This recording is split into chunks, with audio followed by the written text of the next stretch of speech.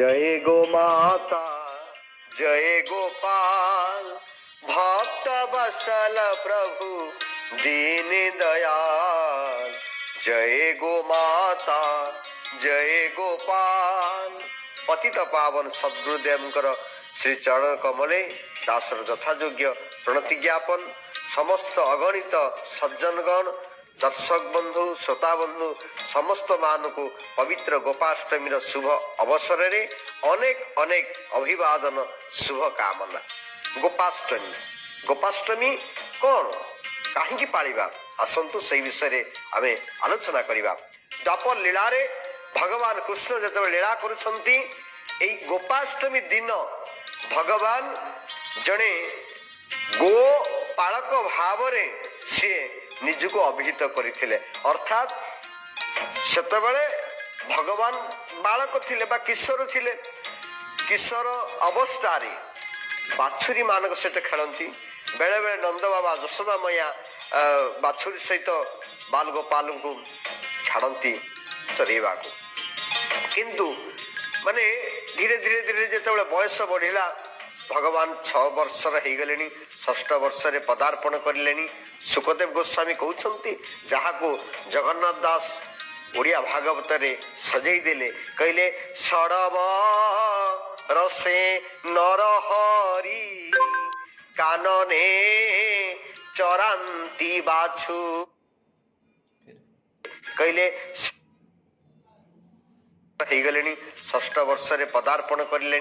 सुखदेव गोस्वामी कहते जहाँ को जगन्नाथ दास ओडिया भागवत रे सजई देले कहले सड़ब रसे नरहरी कानने चरांती बाछुरी दिन को दिन बलियार गाई गिले दामोदर कहले 6 वर्ष पर्यंत 6 वर्ष पर्यंत भगवान मोर बाछुरी सांगरे जाउथिले।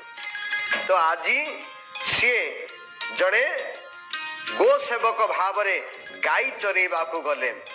जेते बेले जाउछंती गाई चरेबा को ए गोपाष्टमी दिन रे शुभ मुहूर्त रे ता पूर्वर घटना को आमे जीवा। गोपाष्टमी दिनर पूर्व अर्थात ये जो कार्तिक मास शुक्ल पक्षिया सप्तमी दिन राति रे आलोचना चली। गाई चरेबा को बलराम भाई जाउछंती सखा माने जाउछंती किंतु कन्हई को से पर्यंत गाई चरेबा को दायित्व दिया जाय नहीं। कन्हई मोर अड़ी बसिले मा मु आसंता काली गाई चरेबा को जहाँ भी हेले जीवी मते कि अटकाई पारिबे नहीं। तेणु बाबा मध्य मना करुछंती। माँ को पाखु आसिले जेतेबेले कान्हू अझटिया हेले सेतेबेले बाध्य होइकी चिंता कले ना कान्हू ठीक अछि काली दिन ठु तते ए पदवी गाई जो सेवा गाई जो चरेबा तार पदवी तुमको दिया जीवो। तुमे काली ठु गाई चरेबा को नेकी जीवो। किंतु मने रखिबो जेतेबेले गाई चरेबा को जीवो पादरे जोता पिंधिब पादरे चप्पल पिंधिब। तो भगवान कृष्ण चिंता कले जे मो गाई माने तो जोता पिंधु नांती तेणु मु केमती जोता पिंधिबी। कहले बाबा जोता पिंधिबी किंतु गोटे शर्त ना शर्त कौन ना तमे जदि समस्त गाई मानकु गोटे गोटे जोता दे देबो तांका पाद अनुसार सी भी जोता पिंधिबे मु भी जोता पिंधिबी। तो बड़ उड़ुआ कथा कारण नंद बाबा घरे 9 लाख गाई तेणु 9 लाख गाई गोटे गाईर 4टा पाद तेणु 9 चु 36 लाख 36 लाख चप्पल राताराति कौटी तैयारी हबो। बाबा कहले अरे तते बुझेई हबनी तू जा करछ कर हौ तो पादरे कंटा लागू जा लागू तो सेमती जीवु। एई कथा गाभी माने श्रवण करि नेले। गुहाल रे जो थिले 9 लाख गाई गाई माने सुनी नेले जे कान्हा काली जीवे आमको चरेया पई आम सहित जीवे।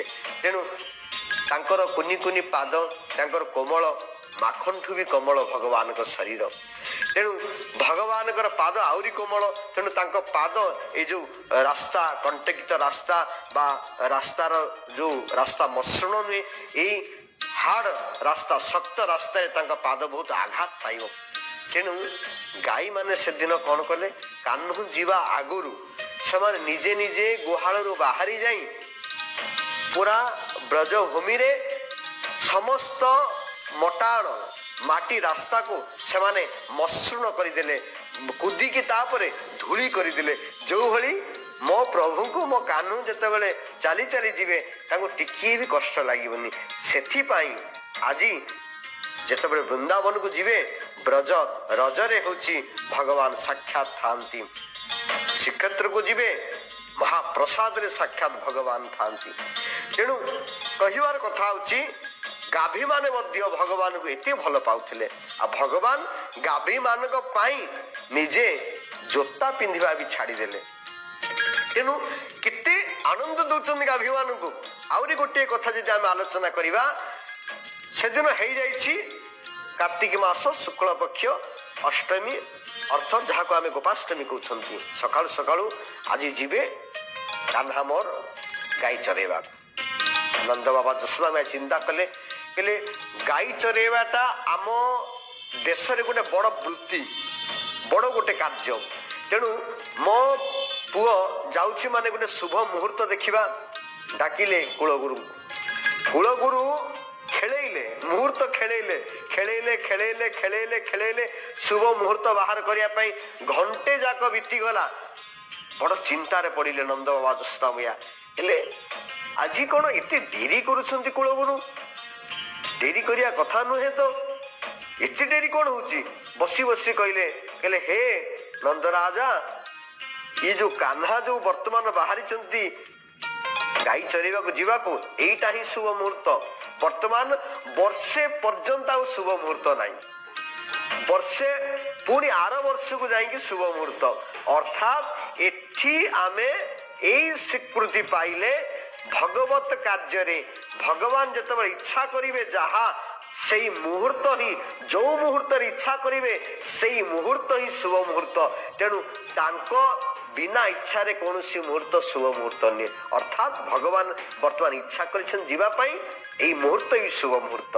तेणु आज दिनटी अतीव माने भाग्यवान ये कार्तिक मास भीतर ये शुक्ल पक्ष ये अष्टमी तिथि गोपाष्टमी तिथि प्रभु मोर गाई चरेवा को जाइथिले किंतु आमे एथुर शिखिबा दरकार आमे आज दिनटी को गो सेवारे लगेइबा। आज दिन केमती पालन करा जाए आसंतु से विषय को जीवा।